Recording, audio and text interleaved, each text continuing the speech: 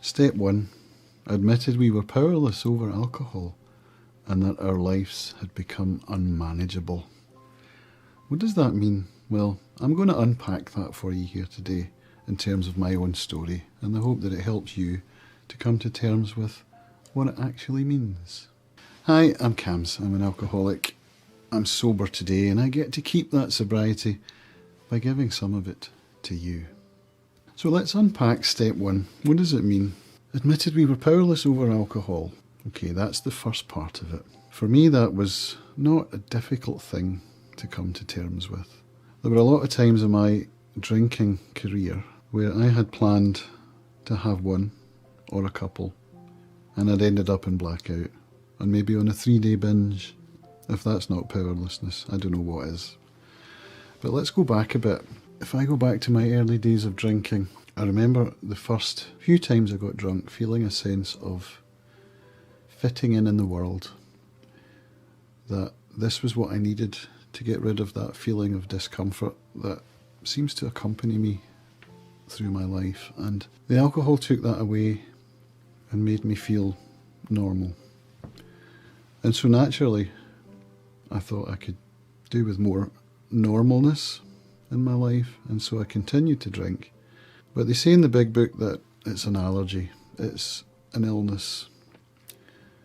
And the way it's explained is that you have a mental obsession because you want to feel normal, you feel uncomfortable. So you take a drink in order to feel comfortable. But then a phenomenon of craving kicks in, and this is in the big book where they talk about the allergy. Some people don't subscribe to this idea, but I found it quite helpful because it described my symptoms, which was where I would take a drink and the craving would kick in and it would become so incredibly powerful that it was almost impossible to ignore. And it would lead to a second drink, which would lead to a third. And that's where the idea of powerlessness comes in for me. I was unable to stop myself, and I can remember on occasions when there was no drink available after I'd had a few, and that was just intensely uncomfortable because the craving was so strong. And I remember sharing with my wife one time after I'd had a few drinks and pleading with her to let me go and get drunk in my office up in the attic in our apartment, and telling her that I was only hurting myself, I wasn't hurting anybody else, so please let me just go and get drunk. And I think I actually believed that I wasn't harming anybody else. I mean, that's just crazy, right? Another time I was at a concert with a friend, and we had a few drinks before the concert and then a few drinks after. Well, I did, he didn't because he was driving. And then we had to drive home, which was like a 3-hour drive. And I remember getting in the car with that glow, that buzz, that feeling, you know. And having to sit in the car for 3 hours without the possibility of having a drink because we didn't have any and everywhere was closed. It was like midnight, so that memory somehow sticks in my mind as a time when the craving was overpowering and I wasn't able to indulge the craving. And I remember thinking, when we get back to my pal's house, I'm going to drink so much because, you know.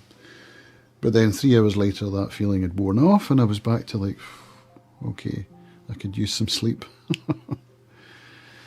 So yeah, powerlessness is certainly a big factor in my life, and the idea of my life having become unmanageable, well, that instance of begging my wife to let me get drunk in the attic is not an instance of unmanageability. I'm not sure what is. But I think it's a bit more serious than that, because I know many, many people in Alcoholics Anonymous who lost families, who lost jobs, who lost everything. I'm lucky because that didn't happen to me, but I was very close to it. So the sense that I was in a position to lose everything because of my alcoholism, because I'd used up all of my last chances. My wife, my 18-month-old daughter, my wife who was pregnant at the time when I got to my first meeting. Losing all of that would have been unthinkable. And that's where the unmanageability comes in. I was not able to prevent that loss from becoming part of my life. And that's where the unmanageability comes into my life. My drinking had got so bad that I was on the verge of losing everything, and I was powerless to prevent that unless I stopped. And so that's how my step one was. It was a case of surrender, capitulation, frustration, fear, because let's face it, going into a room full of strangers and admitting that you're an alcoholic and you need help, that's not an easy thing to do. But my life had become so unmanageable that I was ready to do anything that was suggested to me. And so I did find the courage to pick up the phone. I was on the verge of my wife and toddler leaving me, and I couldn't have that. I could not have that. So in a sense, it was a selfish act. I didn't want to lose my family, so I decided to do what it took to get sober. So that's when I picked up the phone.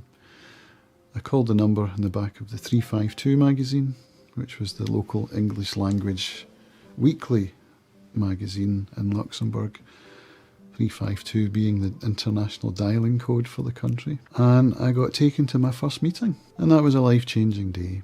That's when I began to understand that step one was basically just the idea of admitting your powerlessness and never doubting it again.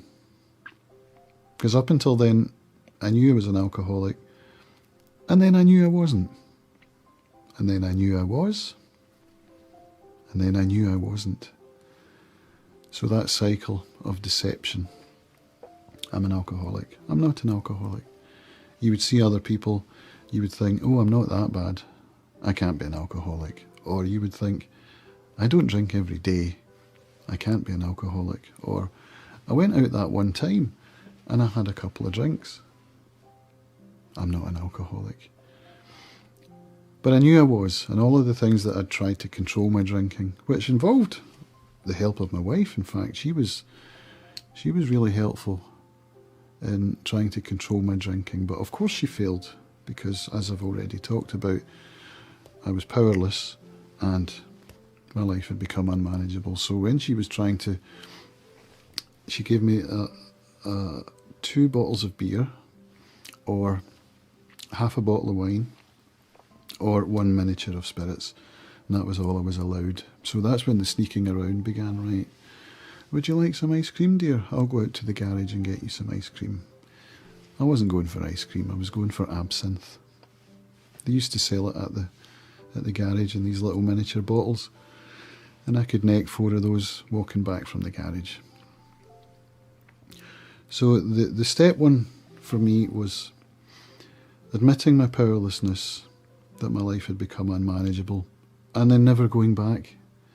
This is not a thing that you decide is true today and not true tomorrow. This is a thing that's always true.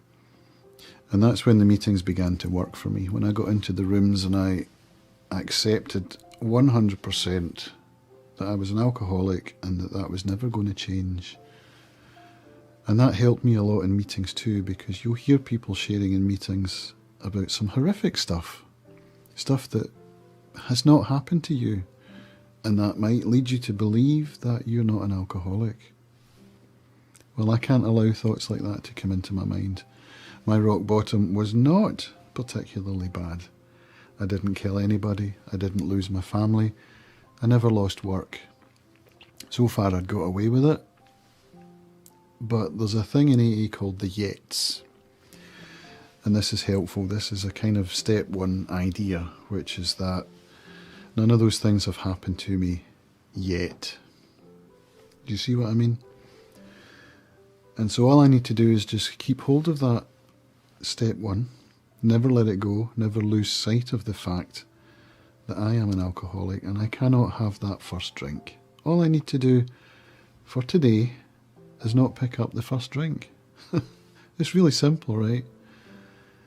And if I do, some of those things I've heard about, some of those things I've just talked about, they will come into my life. and I can't have that. So step 1 for me is a lifetime decision. It's an easy step, and it's one of the hardest as well. So if you're struggling to make that decision, maybe this video will help you. Maybe it's given you some food for thought. I hope so. If you'd like to see a playlist of the 12 steps of Alcoholics Anonymous described in 12 60-second videos, click on this link up here, where you'll get to see my little playlist explaining it all to you as succinctly as I can. And subscribe to hear more, because I will be going through the rest of the steps in detail, sharing some of my life story. Thanks for watching, and remember, you're not alone.